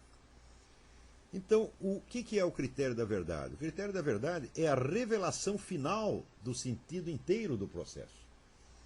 A verdade só aparece no fim do processo. E a verdade o que é? A sociedade justa que o movimento revolucionário criou. Este é a única verdade. O resto são, vamos dizer, é uma mistura de verdade e falsidade, tá certo? Cujo sentido só se elucidará no fim. Isso quer dizer que as relações normais entre premissas factuais, tá certo, e conclusões hipotéticas se invertem. A conclusão hipotética é que se torna premissa para o julgamento das premissas. E essa é outra estrutura de pensamento que também está presente em todo o discurso revolucionário ao longo dos tempos. Isto é observável, tá certo, nos teóricos da Revolução Francesa, isso é observável nos filósofos que prepararam a Revolução Francesa, Diderot, Voltaire. Isto está presente em Karl Marx, está presente em Lenin, está presente no Fórum Social Mundial, está presente no Emir Sader, está presente em toda esta cambada uniformemente. O que eles entendem como verdade é a revelação futura do sentido da história. O sentido da história é a revolução e a criação da sociedade justa. Tá certo? O resto foi tudo, vamos dizer, preparação, disfarce, é tudo um lusco-fusco. Tá certo? Muito bem. Esses aqui são apenas 3 inversões. Não sei se vocês percebem, mas existe aí uma quarta inversão que está subentendida na inversão moral, que é a inversão de sujeito e objeto. Quer dizer, se no ato de matar, né, um inimigo da revolução é o revolucionário que é a vítima sacrificial, então automaticamente a vítima, o sujeito que foi para o paredão, passa a ser o carrasco. Então, o sujeito da ação passa a ser o seu objeto e o objeto passa a ser o sujeito. Isto também está presente em todo o discurso revolucionário. E justamente, e independentemente das variações enormes, variações ideológicas, políticas, estratégicas e culturais que tem dentro do movimento revolucionário. É importante ressaltar que onde quer que você veja a ideia de uma sociedade justa no futuro, justificando ações malignas no presente, ali está presente a mentalidade revolucionária. Pouco importando o conteúdo ideológico. O conteúdo ideológico apenas são variações ocasionais e locais em relação a esta estrutura constante. Por exemplo, se o sujeito acha que a sociedade futura é a eliminação da burguesia para matar todos os burgueses, ele está um revolucionário. Agora, se ele acha o seguinte, ele acha, não, o problema não são a burguesia, o problema são os judeus, tem que matar todos os judeus. Ele está fazendo exatamente a mesma coisa. O raciocínio é exatamente o mesmo. E a estrutura do argumento será também a mesma. Porque os nazistas jamais se consideraram, vamos dizer, executores ou carrascos dos judeus, se consideravam vítimas. Então, especialmente Himmler, que era o sujeito encarregado, vamos dizer, dos campos de concentração, diz que ele, cada vez que ele mandava uma leva de judeus para o campo de concentração, ele chorava, pensando assim, olha só a crueldade que esses canalhas nos obrigam a fazer. Nós podíamos passar sem isso, mas eles nos obrigam a isso. Exatamente como os comunistas pensam, exatamente como Che Guevara pensava. Quer dizer, essa estrutura de percepção é que é a mente revolucionária. Não o conteúdo. O conteúdo pode variar indefinidamente. O mesmo movimento político muda de conversa a cada semana. Não há uma estabilidade ideológica, tá certo? Então, você vê, por exemplo,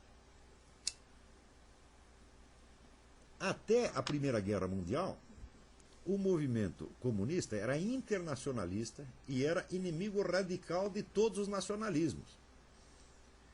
Logo adiante, ele se torna o maior promotor dos nacionalismos no terceiro mundo, porque serão usados como arma contra as potências coloniais.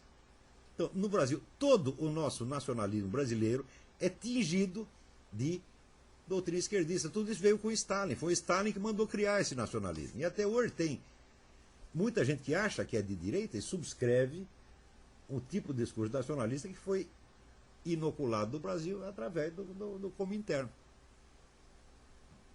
Quer dizer, como é que um movimento pode ser antinacionalista e nacionalista ao mesmo tempo? Digo, um movimento revolucionário pode, porque o conteúdo do discurso é mutável. Está entendendo? Agora, tem pessoas que são contra o movimento revolucionário, tal como o veem no momento. Então, elas o combatem pelas suas aparências, pelo seu discurso ideológico no momento. Mas essas mesmas pessoas podem estar colaborando com o movimento revolucionário num outro plano e num outro sentido, sem sabê-lo. Desde que, para chegar aos seus objetivos, supostamente opostos, contrários aos do movimento revolucionário, ela se baseia na mesma estrutura de percepção e na mesma estrutura de pensamento. Estão compreendendo? Para vocês verem a profundidade dessa distinção, e para vocês verem que aqui, pela primeira vez, nós temos aqui, nessas minhas análises, a identidade e continuidade do movimento revolucionário perfeitamente definido, para além de todas as confusões entre diferenças ideológicas que, desse ponto de vista, se tornam irrelevantes. Para vocês verem a aplicação correta disto, notem que muitos movimentos que não são tidos como revolucionários, são tidos até como antirrevolucionários ou contra-revolucionários, se incluem, evidentemente, na dialética revolucionária, porque contribui para esta grande mutação mental da espécie humana, que vai inocular nela a mente revolucionária. Tá certo? E outros movimentos que levam nomes de revolução não são revolucionários de maneira alguma. O mais característico deles é a Revolução Americana. A Revolução Americana não é um movimento revolucionário de maneira alguma. Primeiro,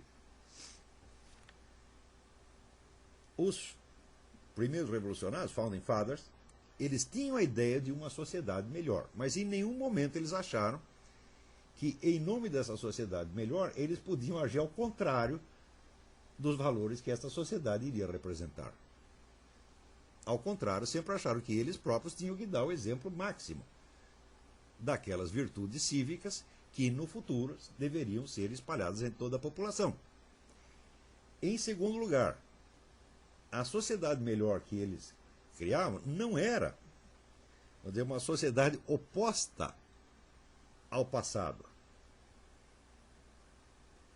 Eles não inventaram uma sociedade nova que fosse representar, vamos dizer, uma mutação dos tempos. Ao contrário, tem aqui, vamos dizer, uma das obras mais importantes sobre a história americana, essa aqui, História Constitucional dos Estados Unidos, Andrew McLaughlin. Este é um clássico de 1936. Tá? Vejam aqui.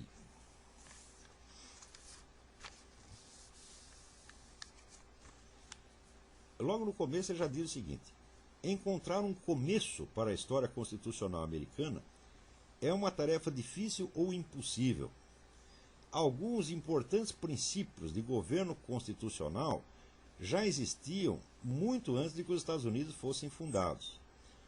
Alguns desses princípios se afirma que já estavam presentes na Magna Carta. Isso significa apenas que, para saber conhecer completamente as forças e ideias que se incorporaram no nosso sistema constitucional, é necessário conhecer o curso principal da história constitucional inglesa. Portanto, a Constituição americana, a inauguração da nova sociedade, já incorporava princípios que já estavam em vigor no constitucionalismo inglês desde muito antes. Porém,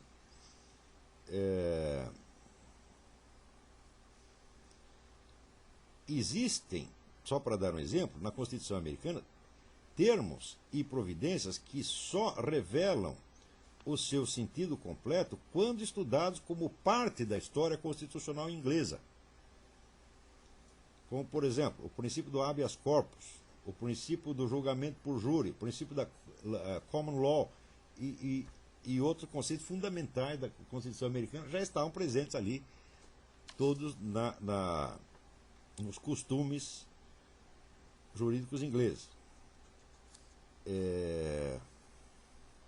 Mais ainda, as instituições e os princípios constitucionais não foram inventados subitamente na América no século XVIII.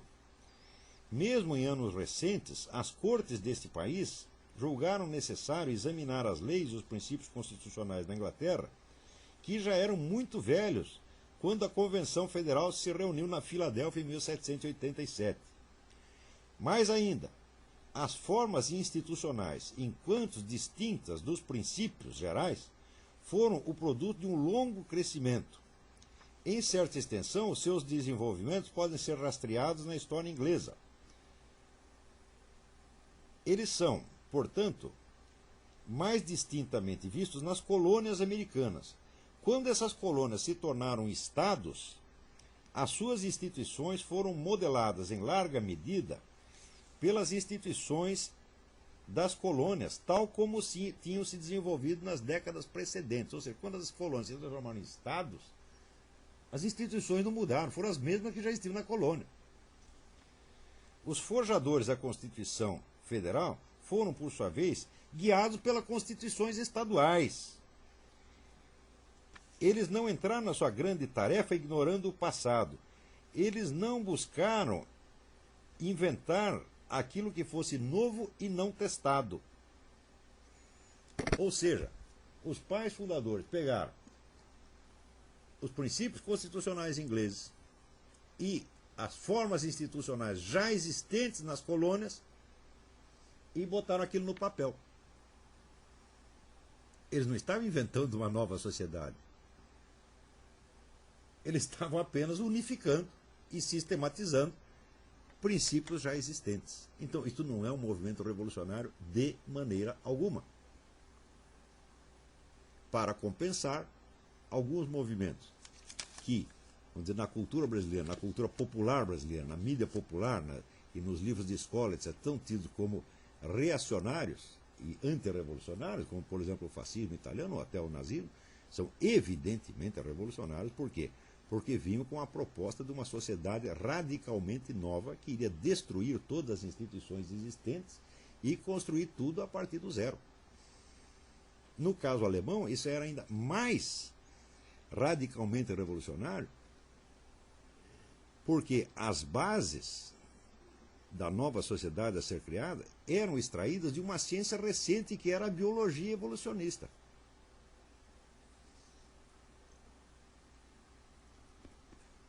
Então, faz favor para mim, pega esse livro vermelho que está embaixo dessa pilha.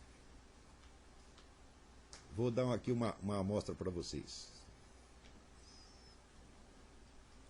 Olha, isso aqui é um livro recente, muitíssimo interessante. The Dictators. A Alemanha de Hitler e a Rússia de Stalin. Richard Overy.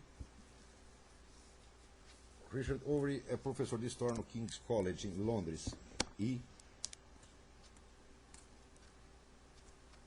entre as conclusões que ele dá do exame comparativo das duas grandes ditaduras europeias do século XX, ele fala, a maior ditadura foi de Mao Tse-tung na China, mas está fora aqui. Então, ele diz que um dos elementos ideológicos fundamentais que originaram essas duas ditaduras foi o chamado culto da ciência. O culto da ciência econômica, no caso do socialismo, e o culto da ciência biológica, no caso da Alemanha nazista.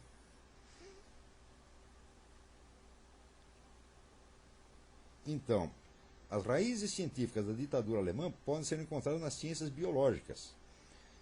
O desenvolvimento de uma biologia social popular no fim do século XIX, associado com o trabalho de Ernest Haeckel e de muitos discípulos, note bem que Ernest Haeckel não era um discípulo distante, ele era o segundo no comando da escola evolucionista, era o colaborador, ele e Thomas Huxley, que também eram racistas, eram os colaboradores principais de Charles Darwin. E o princípio racista e o princípio da destruição das raças inferiores está afirmado claramente pelo próprio Charles Darwin. Portanto, a teoria evolucionista aparece mesmo como uma teoria genocida, bem de tipo nazista, desde o início. Não é que foi transformada nisso posteriormente. Né? Construir uma visão do mundo baseada em preservar a raça ou nação como uma espécie pura e exclusiva. Note bem que Charles Darwin, ele diz, por exemplo, que as leis modernas feitas para proteger os mais fracos, os doentes, etc., etc., são anti-humanas, porque elas contribuem para a decadência humana. Então, para ele, o que tinha que fazer com os pobres, com os doentes, etc., deixar tudo morrer, porque isso favorece, vamos dizer, o melhoramento da raça. Isso quem inventou não foi Haeckel nem Thomas Huxley, foi o próprio Charles Darwin. Então, isso era uma ciência, entre aspas, muito recente, e o nazismo incorpora tudo isso. Tá certo? E promete criar uma nova sociedade baseada, então, nesta biologia. Quer dizer, essa é uma proposta revolucionária, 100% revolucionária. Tá certo? Note bem que ainda, vamos dizer, a afinidade, o parentesco entre o nazismo e o socialismo não vem só disso. Vem também, vamos dizer, na área econômica, mais dois fatores. Na área econômica, o nazismo era evidentemente um socialismo, proclamado como tal durante toda a década de 30. Quer dizer, é um processo de estatização da economia. Apenas os nazistas e fascistas, que eram um pouco mais espertos em economia do que os comunistas, já tinham percebido algo que o próprio Karl Marx sabia que os comunistas pareciam ter ignorado, que é que a estatização completa dos meios de produção é impossível, que você tem que resguardar uma área de economia privada, senão a coisa não funciona. Eles sabiam disso. Então eles não queriam estatizar completamente a economia. Eles estatizavam 70% e deixavam 30% na mão de 5 ou 6 grupos monopolísticos, que por serem poucos fosse mais fácil de controlar pelo governo, colocando, como dizia o próprio Hitler, colocando o empresariado de joelhos. Tá certo? E o segundo ponto de afinidade é o seguinte, é que a Alemanha só se tornou uma potência militar capaz de ajudar o mundo porque a Rússia ajudou nisso secretamente desde 1922. Tá certo? Isso aí é uma coisa bastante comprovada no livro da historiadora Tatiana Bushuyeva, que chama The Red Army and the Wehrmacht, quer dizer, o Exército Vermelho e a Wehrmacht, que é o exército alemão. Então, desde 1922, a Rússia cedeu parte do seu território para que a Alemanha fosse se rearmando e criasse um exército, sem que o restante da Europa soubesse. Se não fosse isso, jamais teria tido Segunda Guerra Mundial. A Alemanha jamais teria podido crescer militarmente. E esta cooperação continuou e se intensificou depois da ascensão do Hitler ao poder. Por quê? Porque Stalin, que não era besta, ao contrário de tantos comunistas, ele sabia que o nazismo era um movimento revolucionário.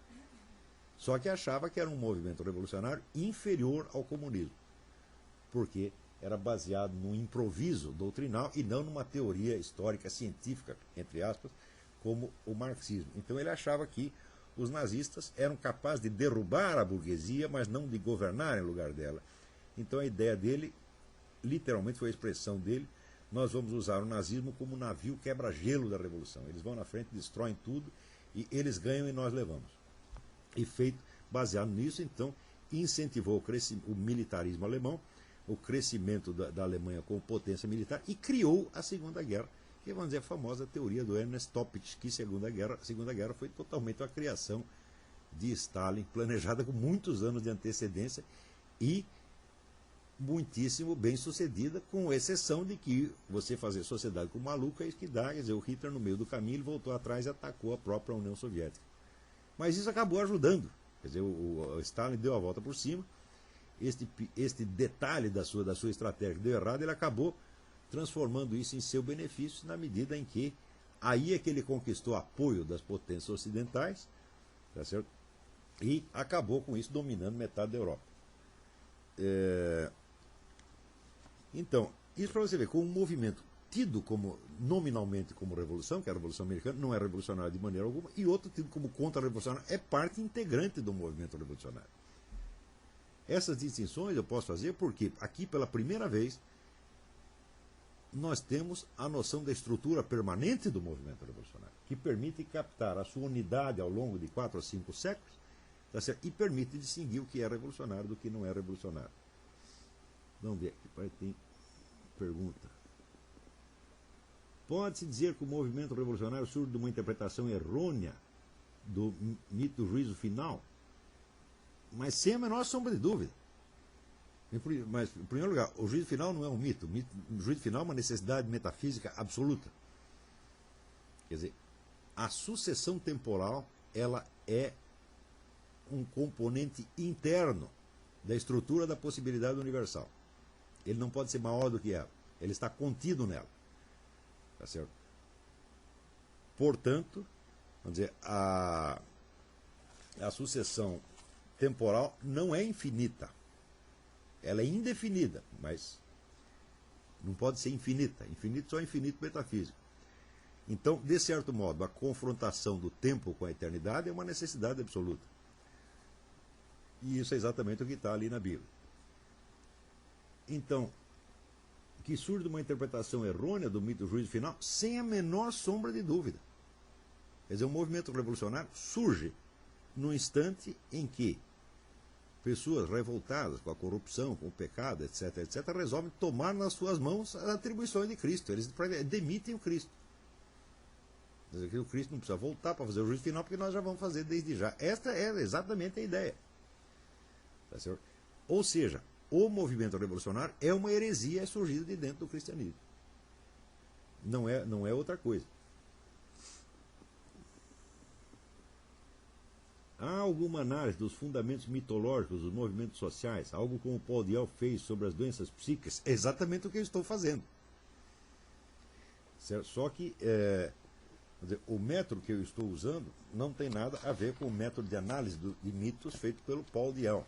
A minha ideia foi usar um método de análise lógica do discurso e buscar as suas premissas ocultas. Ou seja, quais são, vamos dizer, as afirmações implícitas que têm que estar subentendidas para que as demais afirmações possam ser feitas em cima delas. Ou seja, eu não usei um método psicológico, usei em primeiro lugar um método de análise lógica. Quer dizer, que é de desvendamento das premissas ocultas. Tão logo como essas premissas ocultas começam a aparecer, você vê que elas são absurdas em si mesmas. E, por isso mesmo, elas podem ser objeto de uma análise não psicológica, mas psicopatológica. Esta análise, por sua vez, já estava feita de antemão por um sujeito que não tinha ideia desta unidade do movimento revolucionário, que era o psiquiatra judeu francês Joseph Gabel. Joseph Gabel, no livro La Fausse Conscience,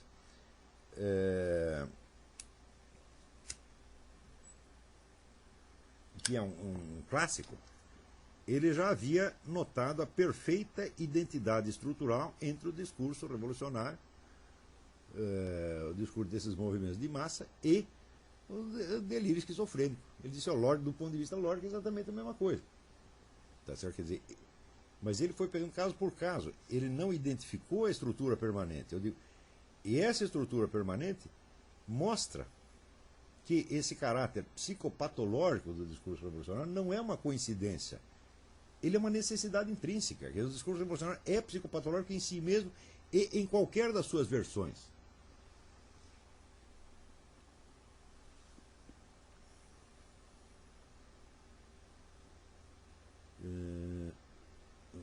O entendimento de que o final dos tempos está fora do tempo não é consensual na teologia cristã. Essa posição é necessária para a sua análise do movimento revolucionário? Absolutamente necessária.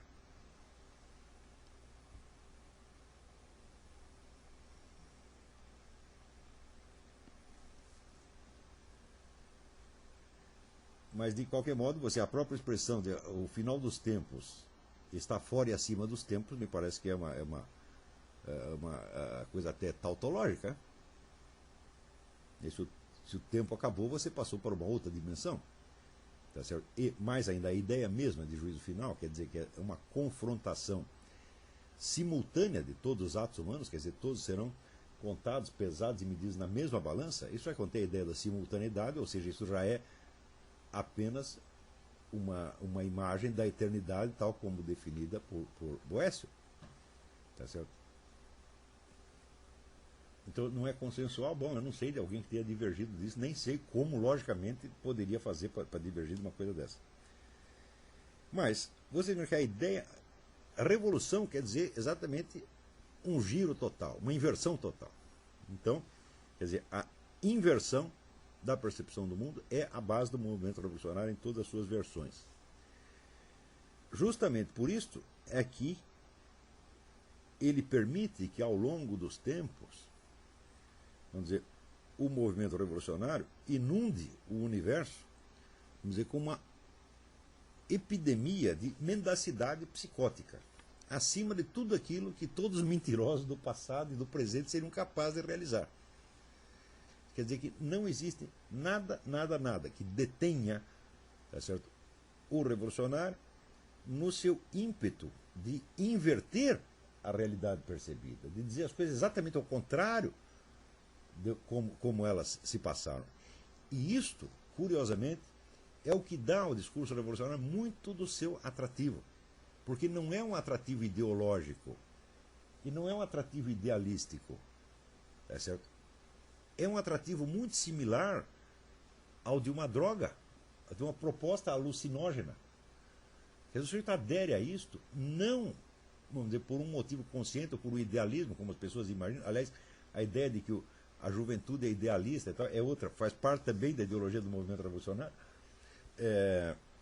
Elas aderem a isso não por um motivo idealístico, mas por um atrativo psicótico de inverter a realidade. E isso coloca como se fosse vamos dizer, a negação da própria estrutura da realidade seria um ato superior ao da criação da realidade. É o famoso não dito por Satanás. Não aceito a realidade como é. Não é que eu não aceito esta organização social ou aquela situação específica. Não. Eu não aceito a realidade. Eu não aceito a existência. Tá certo? Tão logo o sujeito fez isso, ele está imbuído de um sentimento de grandeza, de engrandecimento, realmente satânico. Tá certo? Agora, imagine esta oferta dada a qualquer pé rapado intelectual, tá certo? Qualquer pessoa intelectualmente lesada, como o Emir Sade. Tá certo? Tão logo ele aderiu a esta negação, ele se sente engrandecido. Tá certo? E se esse senso de engrandecimento ainda vem, vamos dizer, com a licença para fazer todos os pecados, tá certo? Como, né, Che Guevara, e ainda ser santificado por isso, fala, bom, é absolutamente irresistível. Mas é claro que é uma alucinação psicótica. Não psicótica no sentido... Schelling falava da doença espiritual, e essa expressão é usada até pelo Eric Fögel. Mas hoje, no começo eu achava que era isso, mas hoje eu vejo que é doença psíquica em sentido estrito, é psicopatologia em sentido estrito, e é psicopatologia coletiva. E por isso mesmo, eu digo que o Papa João Paulo II tinha toda a razão de classificar a nossa época como época de demência coletiva. Quer dizer, não é somente uma doença do espírito, é uma doença da psique.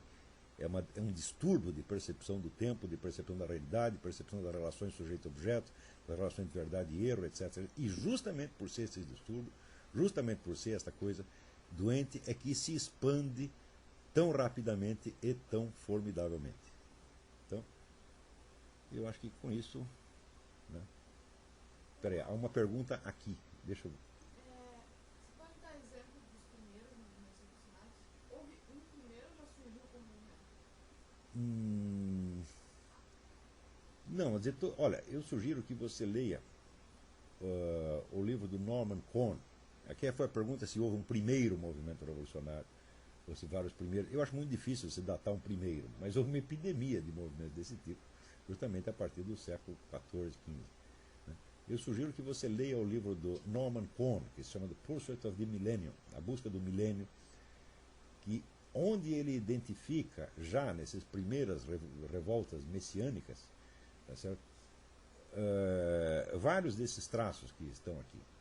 Não nesses termos como eu fiz, Os ingleses, John Wycliffe, vocês são um dos primeiros? Em mais ou em menos estavam todos comprometidos com isso. John Knox e outros, né? O Thomas Munger, todos esses. Né? Quer dizer, quando no século XX o filósofo marxista Ernst Bloch reconhece a dívida do movimento comunista para com esses heresiarcas, ele está com toda a razão.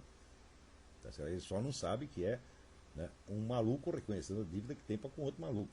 Quer dizer, eles acham que é muito normal. Tá certo? Mas, vamos dizer, a patologia desse negócio eu acho que é facilmente demonstrável. Eu acho que basta essa exposição que eu fiz para você ver que isso é patologia mental mesmo, muitíssimo grave, tá certo? E justamente tão atrativa quanto as drogas. E pelo mesmo motivo das drogas. Quer dizer, você vai ser retirado da realidade, você está descomprometido com a realidade, você é superior a ela agora. Tá, né? Você diz um imenso não à estrutura da realidade. E isto, de certa maneira, te enobrece aos seus próprios olhos, no sentido de uma nobreza demoníaca, uma hierarquia demoníaca. Você sobe na hierarquia satânica. Então, eu acho que, não havendo mais perguntas, eu acho que podemos encerrar a nossa aula por aqui. Então, boa noite e até a próxima.